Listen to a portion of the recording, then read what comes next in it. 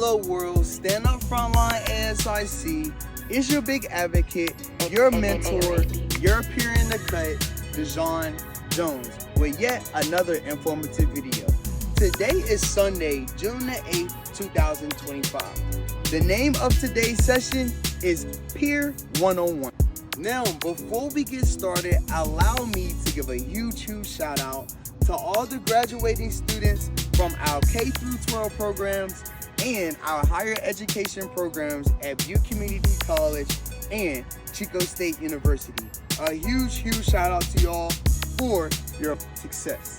Now, before I get started, allow me to make one last announcement.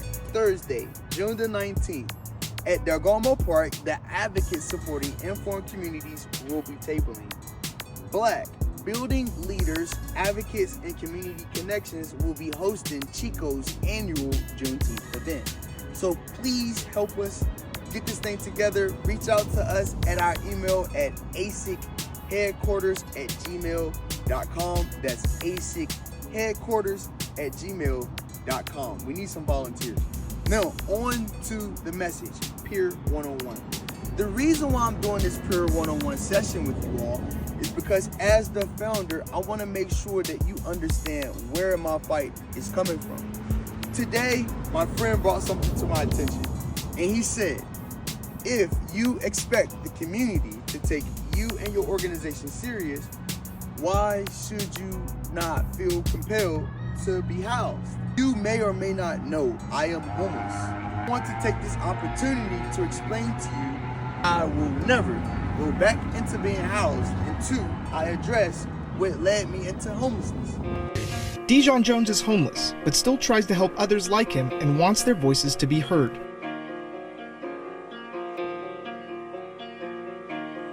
Young T.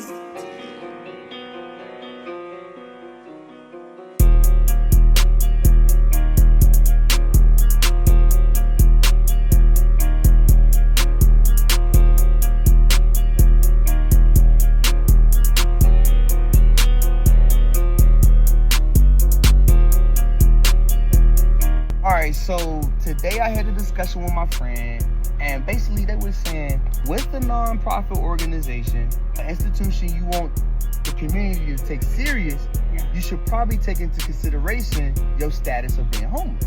What I said to him is, I'm not gonna change my status of being homeless. I'm gonna stay homeless because it's a part of what I believe in. Now, as we all know, I did not make the decision to become homeless.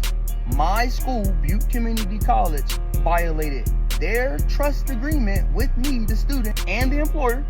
To provide some context, in the fall of 2020, I was appointed as Outreach Director for the Associated Student Body, and in this role, I was responsible for completing approximately 5 to 7 hours per week. Oh my gosh. Oh my gosh. That's exactly what we're going to do. Hang tight. I'm going to get the boom. A part of my role was to also submit weekly updates and or photos to the public relations and marketing coordinator to post to social media accounts, highlighting associated student activity. In other words, new appointments, fundings of projects, resolutions that were passed. However, on or about March the 26th of 2021, during an appointed campus meeting for a student government project, I encountered a police public safety training activity being conducted while moving between one location on campus to another. In this encounter, Officer Jones asked me why I was on campus, to which I explained that I was a student and on campus conducting official business that included collecting coverage for social media. Despite being on campus for official student government duties, Officer Jones questioned me about whether or not I had been filming the police public safety training activity, which was currently in conduct for social media as well. I explained to Officer Jones that I was there only to cover media for our student government mural project, and was then on the way to the football field to showcase student athletic performance for social media. But 12 days later, on April the 7th of 2021, my parole agent arrived at my apartment accompanied by the state police. Now, days after this event, my encounter with Mr. Jones, what happens? You have your phone with you? This one here? This your primary? Okay. So I'm gonna take this back with me. Do you have another one you can use at a good time? My parole agent is confiscating my phone. Why? Little concerned with filming Butte College, right? So let's try to put a stop to that. A little concerned with me filming Butte College. So let's try to put a stop to that. Peers, mentors, advocates. Let me tell you and show you how they put a stop to it. Let me show you. Number 2, yes, number 2, the behavior contract. The following behaviors can be viewed as disruptive. Filming of training activities related to programs and public service. So what was number 1? Number 1, peers, was them confiscating my phone in the first place. I'm gonna take it back and just look at it. My parole agent had my phone for a total of 14 days. Yes, 14 days. Now, for those who are asking, why does this matter? During the pandemic, mind you, this was 2021. During the pandemic, 99.9% of school, online school, was done online. It affected me because I was not able to log in. All my passwords was on my primary phone. All my notes was on my primary phone. Now, let's pause. During this period, we were in finals week. If you do not take your finals, it drops your grade tremendously.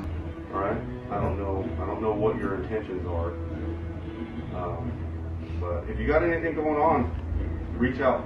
During the search, my parole agent confiscated my personal phone, my only tool for participating in online classes during the pandemic, and held it for 14 days. After 10 consecutive days had passed, I was left with no other choice but to sign late withdrawals from all of my classes to preserve my grade. This was with the expectations that I would reapply for all classes after I had got off parole. My leasing agreement. Here it was. My leasing end date was May the 31st of 2021. All this occurred in April. Once I had signed my approval withdrawals from all of my classes, I then lost my financial aid. In that, I was no longer eligible to receive funding to be housed as a student. Dijon Jones is homeless, but still tries to help others like him and wants their voices to be heard. 14 days removed me from my ability to operate as a business owner of XYZ Synchronicity, Kiron Solutions, and as a student. All my passwords are on my phone. So, if I'm not able to take my exams, what is my next best option?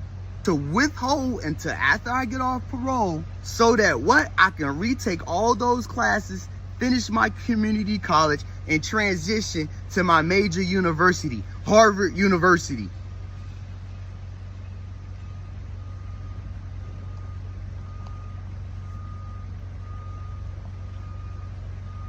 How can you expect a leader to guide mentors and advocates if they have never advocated for themselves? The atrocities, the tyrannical force that the department as a whole has on us as a people has gone too far. Yes, it has gone extremely too far. And what I want everybody to understand right now that's watching this channel is this. At no point in time can a school abuse a First Amendment right and a Fourth Amendment right and come into the home of a student and take their phone on behalf of their inquiry. Yes, their question. Do you have your phone with you? This one here? This your primary? Okay. So I'm gonna take this back with me. Do you have another one you can use at any time? A little concerned with filming Butte College, right? So let's try to put a stop to that. This is JD. This is my friend JD. I've been knowing JD for like what, 3 years 3 now? years at least. Yeah, or more than that. But since you've been knowing me, have I been homeless or had a house? You've been homeless as long as I've known you. Okay. All right, let's go ask somebody else. All right, so this is my other homeboy, Omar. All right. Now, Omar, you probably been knowing me about 3-4 years, right? As long as you've been knowing me, have I been housed or unhoused? They gonna look at this video, they're gonna be like, hold on, he thought about it. We gonna go to somebody else. All right, so this is my ace boon coon. This is my road dog Nubs, right? Nubs, I've been knowing you for like since 2020, 2021, right? Yeah. For as long as you've been knowing me, have I been unhoused or housed? Unhoused.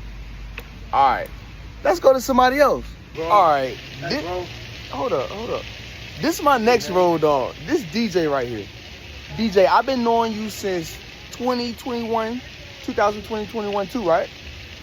For as long as you've been knowing me, have I been housed or unhoused? Without a house. This man want to get in the car. Let's get this man in the car. What's up, homie? I just met. Hold on. You good? Yeah, you good. You good. I just met this nigga like 4-5 days ago. For the 4-5 days, where have you seen me sleep at? Outside. You see what I'm saying? You can't make this up. All right, let's get back to it. Now, before I close, let me reel it in. Let me bring it home for you. On September the 18th of 2005, at the age of 15, I was incarcerated. I was released 13 years later on July the 19th of 2019. After my release, we only had a short period before we went into the great pandemic. All the experience I have is gained through the Advocates Supporting Informed Communities, a nonprofit organization I created as a direct response to the societal changes and the obstacles and barriers I face as a person. If an individual needs help, an individual has right to ask for the help. Here it is, I, the founder and director of the Advocates Supporting Informed Communities, the day before June the 19th, is asking my community, its leaders, and the candid world, so that's all the listening ears, to help me, assist me in introducing a sound solution in a forever growing problem.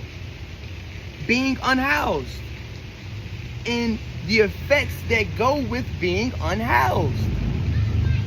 We cannot deny the fact that Butte Community College violated my First Amendment right and my Fourth Amendment right.